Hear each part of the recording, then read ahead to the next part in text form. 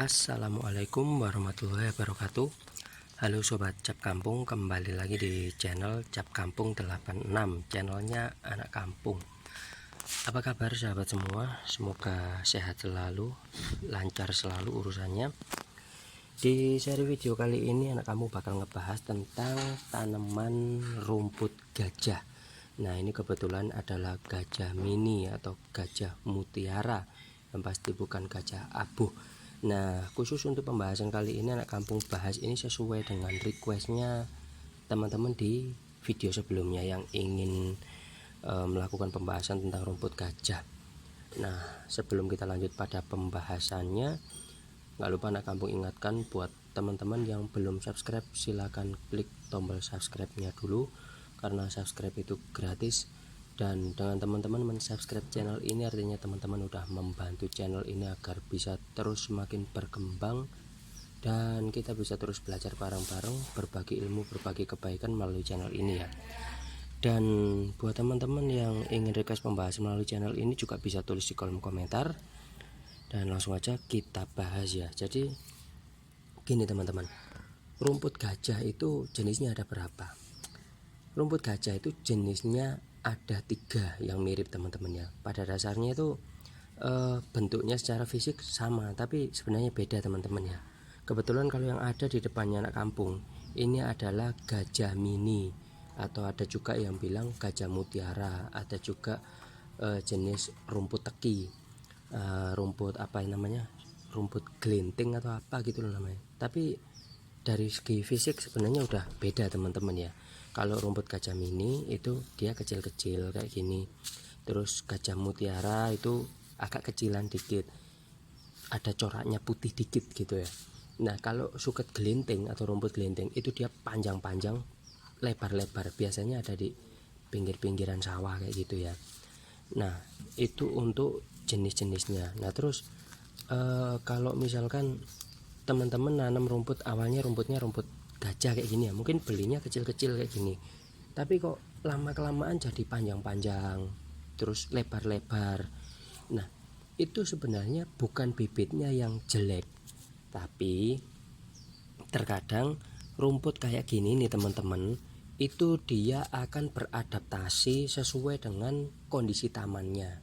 Kalau kondisi tamannya teman-teman itu panas, maka secara otomatis rumputnya akan rata kecil-kecil kayak gini teman-teman ya. Nah, ini rumputnya panas, kena panas di sini tamannya. Nah, sedangkan kalau dia lokasinya teduh, itu kalau di tempat yang teduh otomatis dia akan memanjang, melebar, dan biasanya kayak berevolusi teman-teman ya, kayak Pokemon gitu, berevolusi jadi ada bunganya, berbunga teman-teman. Beda kalau misalkan di tempat panas kayak gini, daunnya rata, kecil-kecil, rapi, nggak keluar bunganya, dia nggak berevolusi. Tapi kalau di tempat yang teduh, otomatis panjang-panjang, gondrong, rumputnya jarang-jarang. Kalau di sini tempatnya panas, dia jadinya rapet, kecil-kecil, nggak berbunga. Nah, jadi kelihatan lebih bagus teman-teman. Nah, terus untuk perawatannya seperti apa? Karena ada beberapa orang yang bilang rumput Jepang itu nggak perlu, rumput gajah itu nggak perlu dipotong. Itu bullshit teman-teman ya, itu bohong. Jadi rumput gajah teman-teman tetap butuh dipotong. Kenapa? Pertama, manfaat dari potong ya, memperindah penampilan, itu pertama. Kedua, membantu proses regenerasi pada tanaman rumput gajahnya teman-teman ya. Jadi pada saat dipotong itu nanti dia akan tumbuh tunas yang baru teman-teman ya, tunas baru, semangat baru, jadi lebih rapi, nanti lebih kecil-kecil, lebih indah pokoknya. Nah, itu untuk pemotongannya. Terus untuk pencabutan rumput liar teman-teman, jadi tetap harus selalu rutin dibersihkan rumput liarnya teman-teman ya. Ada yang bilang rumput gajah itu nggak begitu keluar rumput liarnya. Siapa bilang? Anak kampung ini udah sekitar 7-8 tahun berkecimpung di dunia perumputan kayak gini, makanya wajahnya juga mengandung rumput. Itu tetap tetap aja teman-teman bakal keluar rumput liarnya. Kalau nggak percaya anak kampung tunjukin. Ini ada efek ya. Jadi efek kalau misalkan rumputnya jarang dibersihkan, atau mungkin di next pembahasan ya, ini anak kampung kutip sedikit aja. Jadi ada beberapa rumput liar itu yang masuk kategori virus. Jadi kalau di manusia itu yang virus paling berbahadur itu virus corona. Nah di rumput juga ada virus yang kayak gini nih teman-teman ya. Jadi daunnya kecil-kecil, ini kalau ditarik gini patah-patah. Nah ini kalau sudah menjangkit pada tamannya teman-teman, sedikit saja lama-lama jadi bukit teman-teman, menyebar luas kemana-mana. Nah ini bisa merusak tamannya teman-teman. Lah solusinya gimana? Nggak ada solusi, pilihannya cuma dua, telaten jabuti atau enggak. Kalau nggak telaten ya dibongkar aja, bikin tanam baru, tapi kan uang lagi teman-teman. Nah anak kampung biasanya nawarin solusi yang ekstrim. Jadi biasanya ada ramuan khususnya teman-teman ya. Itu kayak sejenis racun rumput itu. Jadi nanti diletakkan di telapak tangan, itu nanti dibeginikan, set bagian atasnya aja. Nah itu nanti yang mati rumput liarnya aja, rumput gajahnya insya Allah masih aman. Kalaupun kena itu sedikit layu, sedikit kering, tapi nanti bagus lagi. Lah kalau yang rumput liar ini nanti kirim salam dia, wassalam sudah, kayak gitu teman-teman.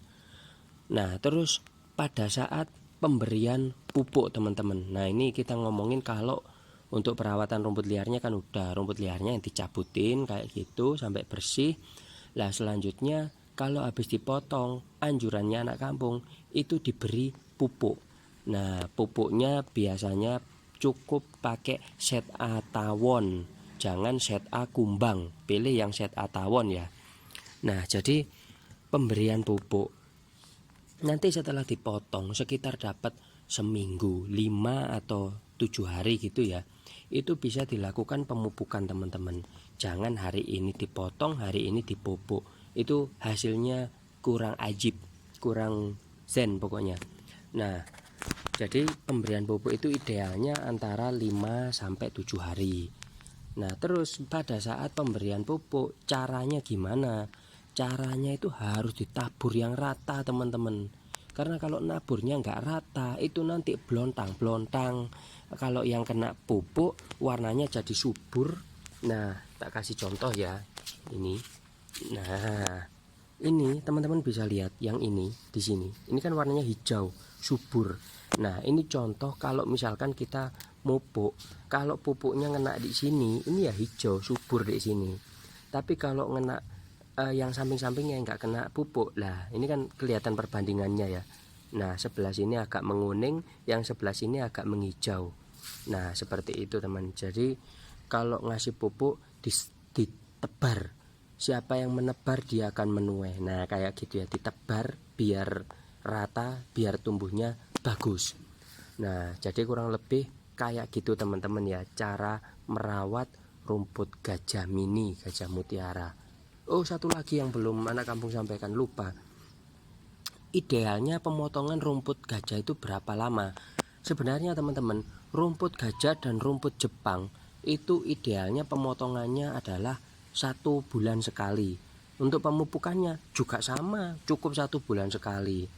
Jadi yang harus dirutinkan apa? Pembersihan hama, pembersihan rumput liar. Udah itu aja. Kalau yang lain-lain seperti pada umumnya. Dan barangkali itu informasi yang bisa anak kampung sampaikan buat teman-teman semua, pembahasan mengenai tanaman rumput gajah mini. Nah barangkali ada informasi yang kurang jelas bisa teman-teman tanyakan di kolom komentar, atau bisa juga DM melalui Instagramnya capkampung86 channelnya anak kampung. Oke, jangan lupa klik tombol subscribe-nya juga dan aktifkan lonceng notifikasinya ya teman-teman, biar teman-teman nggak ketinggalan update informasi konyol lainnya melalui channel ini. Terima kasih, wassalamualaikum.